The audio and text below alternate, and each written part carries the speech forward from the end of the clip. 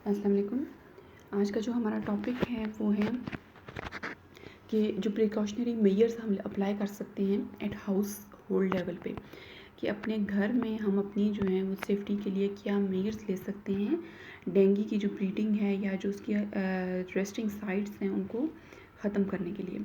तो हम controlled spraying कर सकते हैं कंसिडरिंग साइड इफ़ेक्ट्स के। हम अपने घर में ऐसे स्प्रे अप्लाई करें कि जिनके साइड इफ़ेक्ट्स हमारी बॉडी पे ना हो बल्कि वो मॉस्कीटोज़ को ख़त्म करने के लिए हों।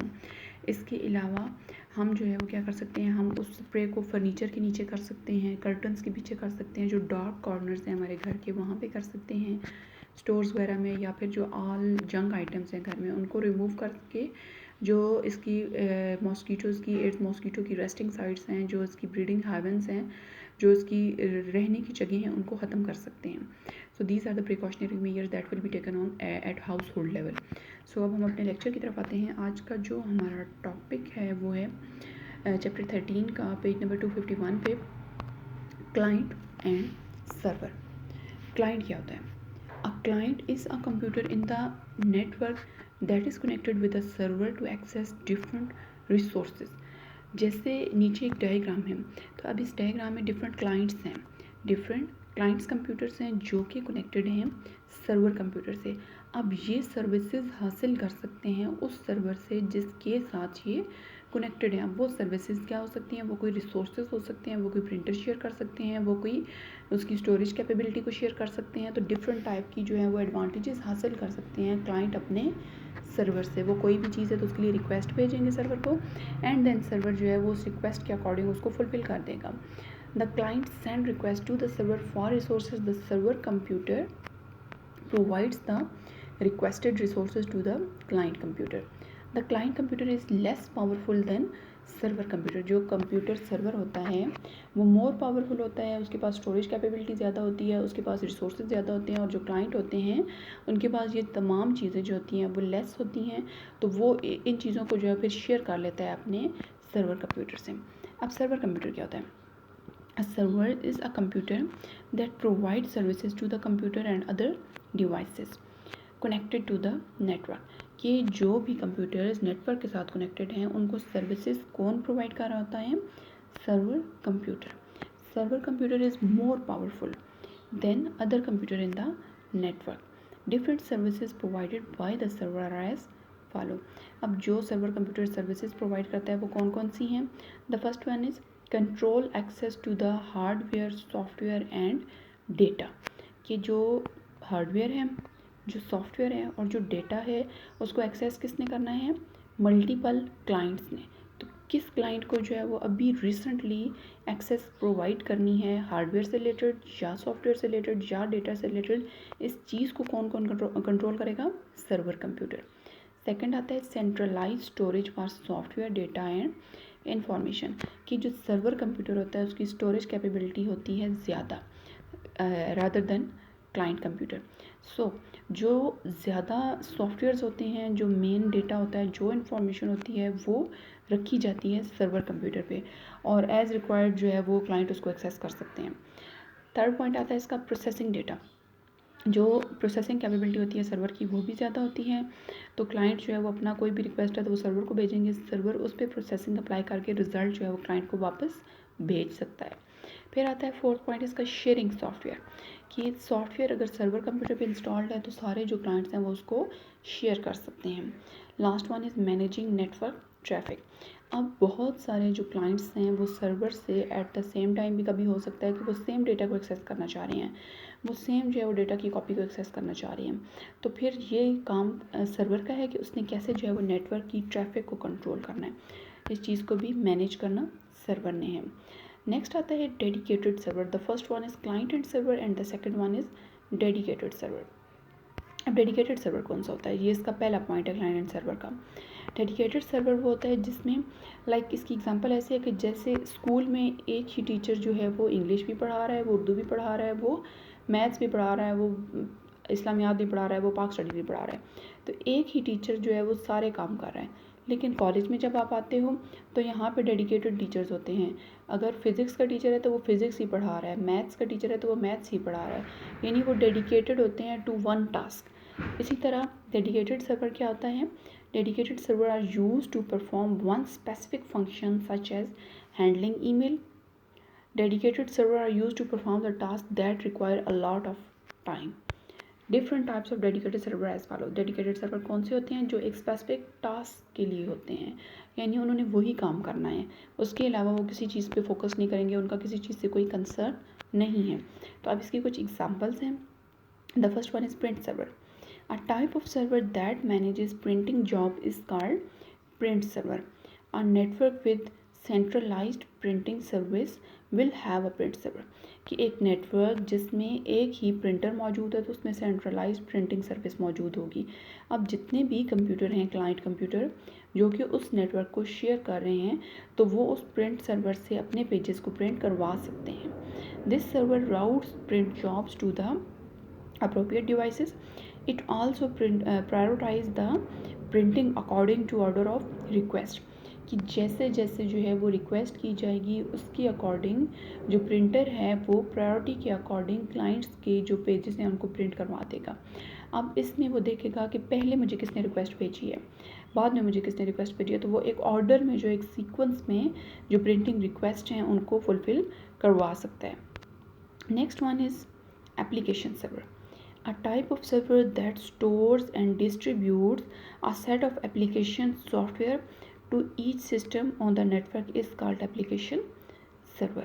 एक ऐसा सर्वर जो कि स्टोर करता है या फिर डिस्ट्रीब्यूट करता है एप्लीकेशन सॉफ्टवेयर को हर सिस्टम की तरफ, उसको बोलते हैं एप्लीकेशन सर्वर, जो कि एप्लीकेशन सॉफ्टवेयर को डिस्ट्रीब्यूट कर रहा होता है।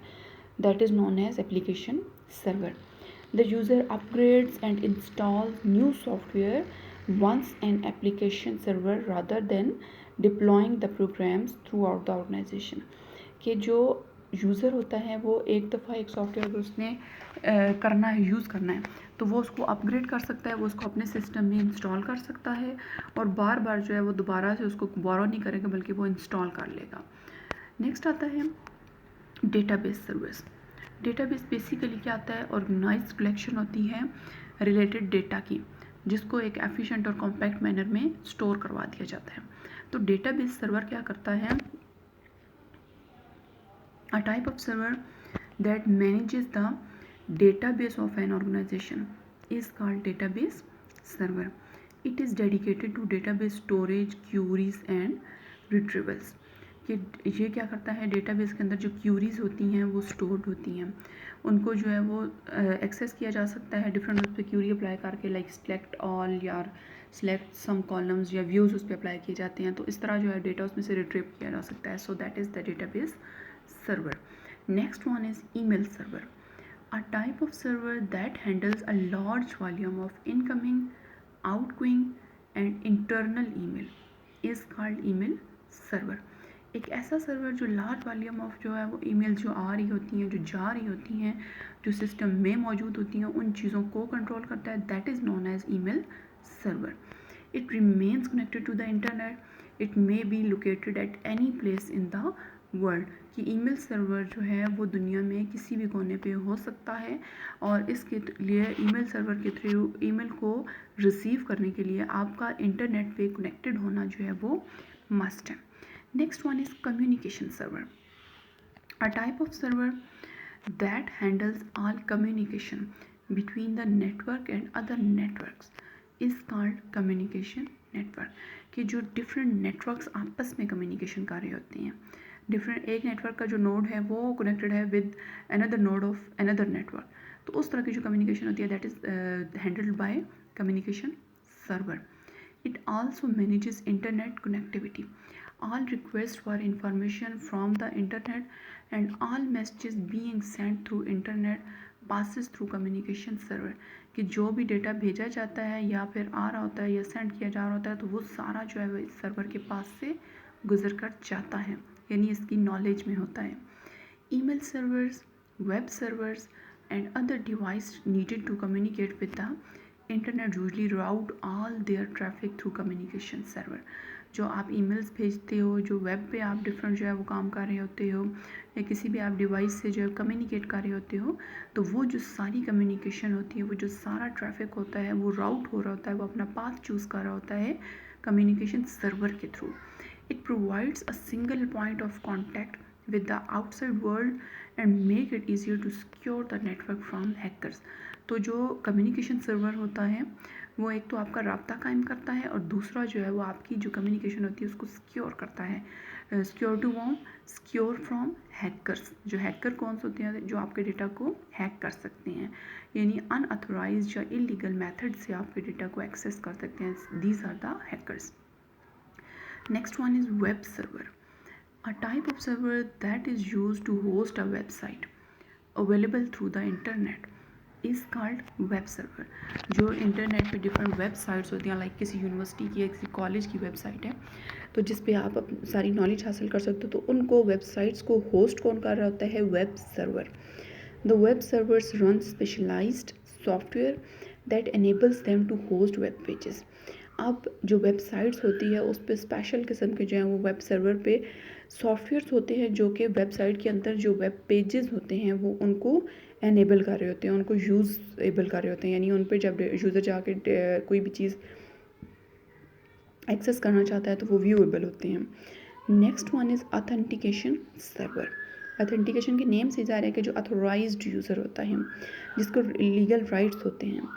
Authentication server keeps track of the users who log on to the internet, यानी किसने यूज़र ने जो है वो डेटा इसको नेटवर्क को एक्सेस किया। It also keeps track of different services available to each user on the network। Authentication server also act as overseers for the network। They manage and coordinate the services provided by any other dedicated servers located on the network। तो authentication server basically क्या कर रहा होता है? ये देख रहा होता है कि क्या जो यूज़र है जो किसी भी जो हमारे पास डेडिकेटेड सर्विसेज हैं उनमें से किसी को भी एक्सेस कर रहा है तो क्या वो लीगल मेथड से एक्सेस कर रहा है या उस चीज़ को ओवरसी कर रहा होता है, उस चीज़ को मॉनिटरिंग कर रहा होता है authentication server. Last one is file server. File server store and manage files for network users. On corporate networks employees are provided with space on a file server to store files. कि जो employees होते हैं, like एक company है तो उस company या उस ऑर्गेनाइजेशन में क्या होगा कि जितने भी एम्प्लॉय होंगे वो अपनी फाइल्स की जो डेटाबेस है उसको स्टोर करवा सकते हैं किसी भी इसके ऊपर फाइल सिस्टम के ऊपर। तो फाइल सर्वर को यूज़ करते हुए वो फाइल्स को मैनेज कर सकते हैं। एक कंपनी का जो पूरा रिकॉर्ड होता है लाइक वो एम्प्लॉय से रिलेटेड है, वो उनकी सैलरी से रिलेटेड है, वो कोई ऑर्डर एम्प्लॉय उस कंपनी में अगर ऑर्डर प्लेस होते हैं तो उससे रिलेटेड है, अगर ऑर्डर जो है वो कंप्लीट हो जाते हैं उसके कंप्लीशन से रिलेटेड है, जो मैन्युफैक्चर्ड प्रोडक्ट्स आ रही हैं उनसे रिलेटेड है। तो इस तरह की डिफरेंट फाइल्स होंगी उस कंपनी से रिलेटेड, तो उन तमाम फाइल्स का जो रिकॉर्ड है वो रखा जाएगा फाइल सर्वर के अंदर। So this is the over topic. अल्लाह हाफिज़।